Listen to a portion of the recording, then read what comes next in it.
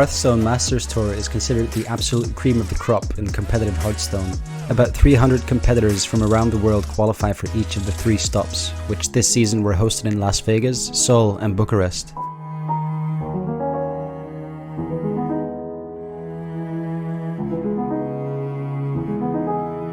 Hello guys, so my gamer tag is Maverick. I'm from Belgium and I'm representing Team Vitality. I came here to achieve like the best I can do.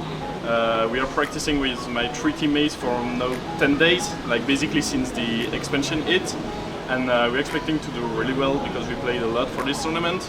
At the moment I'm 2-0, my 2 other teammates are 2-0 as well, so that's great for now. Hi, I'm Yotto, I'm from Italy and I play for Team Clash since few months.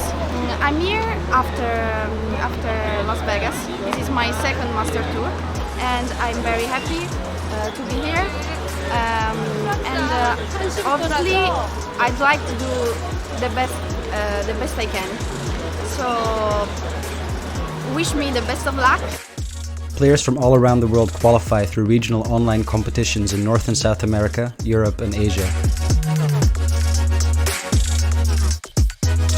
The format of the tournament is called the Swiss system, which matches players by their win and loss ratio.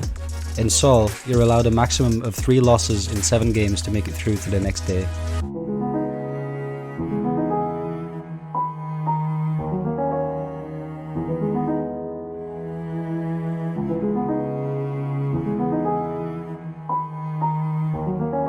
Day 1 of the Swiss rounds didn't go so well for me. I wasn't feeling that great, like mentally. I got sick the day before, so yeah, I wasn't like really in my zone when it came to focusing. Yeah, my play and my decks just didn't feel optimal as usual, and I struggled in the Swiss rounds. I dropped out, unfortunately, in round 6 with 4 losses, so it didn't go my way, unfortunately. Day 1 started off really good for me. I went 3-0 at the start, farmed a couple of mages with my mid-range hunter. It was actually the matchup my mid-range hunter was built to do, so it was really nice to see it work out.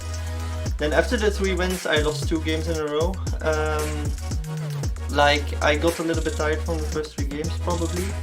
And I also got like the Reno Mage, which also ended up pretty far. So yeah, I lost those, and then I was like, okay, then I have to retake, or like I have to reset my mind. So I just went to eat a bowl of noodles, and then I started playing again, and then the last 2 matches of the day I won again. So I ended the first day at 5-2. Which was enough to get into the second day.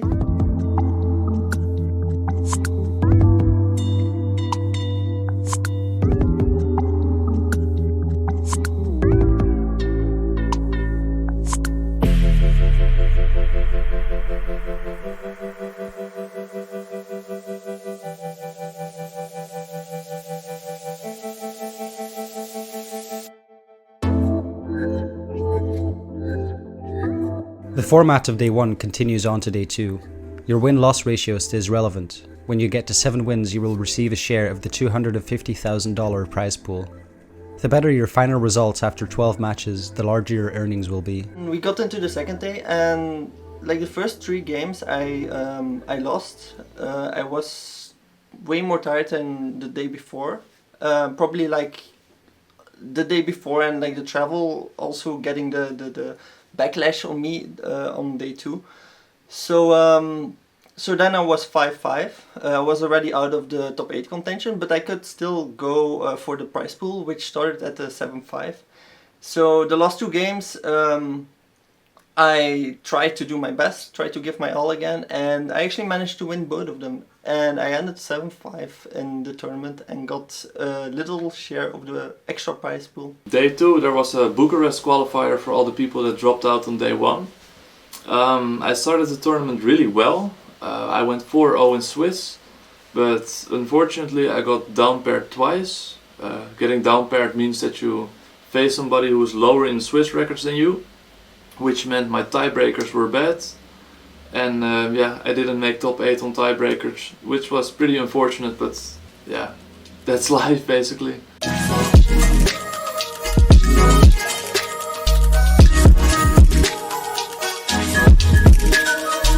Only 10 players qualify for the third and final day. The French player Falken ended up winning the tournament and took home nearly $100,000 and a nice big shiny trophy. In order to prepare for this tournament, there's like a lot of different things I can do. First of all, you have to choose a deck. So the first things you actually do is you take a look at the meta. So what is being played on ladder? So you have this very nice tool, online tool. It's called hsreplay.net. And that is actually like a big database of a lot of games that people play. And if you go here to like meta, you can see the classes or the decks with the highest win rate. And they are all based off a couple of thousands of games, maybe tens of thousands of games. Of course, ladder is different than tournament. If you go to like a deck, I'm just gonna take Murloc Paladin on top here. You have a lot of different stuff. First you have like the deck. You have a mulligan guide, which has like percentages per card. But like the most important tab for me is the matchups. Which deck is the deck good against and which decks is it bad against? This kind of page I use a lot in a lot of different decks, just to check out which decks I want to win against and which decks I want to be able to lose against. Because you will never have a deck that wins against everything. It's pretty hard to do it for every deck like this. So if you go back to meta, then you have this tab matchups. Then you have like this big table where you can actually look at all the matchups. And this is really handy to use if you're looking for a specific deck. Let's say I want to be able to be good against Highlander Mage. So I just put this here. And then you can like see the column here. So Control Warrior, it's bad against Highlander Mage.